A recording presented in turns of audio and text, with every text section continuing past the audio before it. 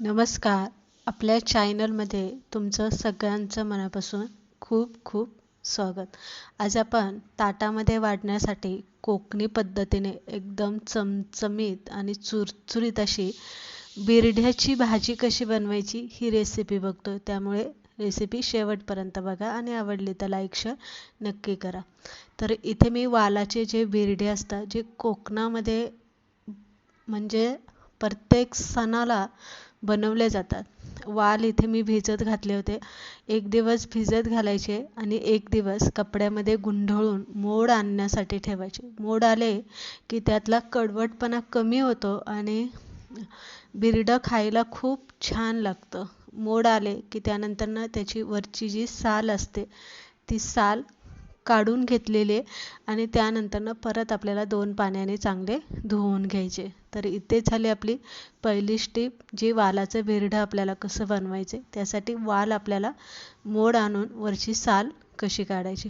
त्यानंतर आपल्याला कुकरला अगदी 2 किंवा 3 शिट्ट्या घेऊन हे वाल शिजवून घ्यायचे.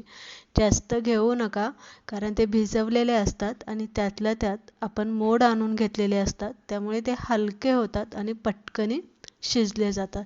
शिजवताना त्यामध्ये आपल्याला मीठ घालायचं, हळद घालायची आणि अगदी थोडंसं पाणी घालायचं. जसे आपण मटकी वाफवून घेतो 2-1 शिट्ट्यांमध्ये, अगदी सेम आपल्याला तसंच हे वाल वाफवून घ्यायचं. वाल वाफवायला ठेवलेले तोपर्यंत आपण इकडे चांगला असा चुरचुरीत चमचमीत तडका बनवून घेऊया. पळीभर तेल घालून घेतलेले, जिरी मोहरी त्यामध्ये घालायची आणि मोठे 2 कांदे मी बारीक चिरून घेतलेले. जितके बारीक तुम्हाला कांदे चिरता येईल तेवढे बारीक चिरून घ्या. त्यानंतर कढीपत्ता आणि आमसूल. बिरड्याची भाजी बनवताना त्यामध्ये आवर्जून आमसूल घालायचं.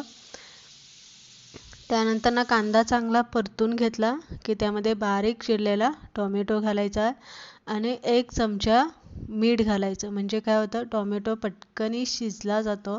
आंबटपणा जो असतो तो बऱ्यापैकी कमी होतो.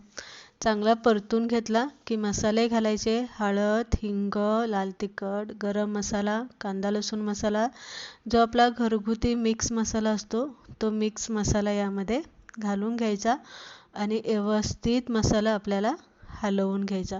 थोडंसं यामध्ये पाणी घालायचं आहे. आता वाल जरासे असे कोरडे असतात. पुढे जाऊन आपण स्टेप सांगणार आहे. झाकण ठेवून घेतलेले आणि तुम्ही इथे बघू शकताय छान टोमॅटोचा कांद्याचा गाळ झालेला आहे. तेल सुटलेलं आहे, कलर मस्त आलेला आहे. आता 2 चमचे यामध्ये टोमॅटो चिली सॉस घालून घ्यायचं. त्यामुळे काय होतं, छान एक ग्रेव्ही तयार होते आणि वालाला छान चव येते आणि व्यवस्थित कोरडे वाटत नाही. आता इथे बघू शकताय मी 2च शिट्ट्या घेतल्या होत्या. 2 शिट्ट्यांमध्ये आपले हे वाल चांगले शिजले गेलेले. आता या मसाल्यामध्ये आपल्याला हे वाल घालून घ्यायचे आणि थोडं यामध्ये पाणी घालायचं, कारण वाल कोरडे असतात, उग्र असतात आणि खूप रखरखीत होतात. गार झाल्याच्या नंतर भाजी फार कोरडी पडते. म्हणून यामध्ये आपल्याला थोडंसं पाणी घालायचं आहे आणि व्यवस्थित वाल आपल्याला इथे हलवून घ्यायचं आहे. हलवून घेतलं की थोडा वेळ तुम्ही यामध्ये झाकण ठेवू शकता आणि थोड्या वेळानंतर इथे तुम्ही बघू शकता छान वरती तरी आलेली आहे, मस्त कलर आलेला आहे. यापेक्षा जास्त घट्ट करू नका, कारण भाजी एकदा गार झाली की वालाचं जे प्रमाण असतं पाणी शोषून घेण्याचं ते खूप असतं. त्यामुळे ही भाजी जरासं अशी ओलसर ठेवायची. तर अशा पद्धतीने आज आपण इथे छान कोकणी पद्धतीने चमचमीत असं वालाचं बिरडं बनवून घेतलेलं आहे. रेसिपी आवडली लाईक शेअर नक्की करा.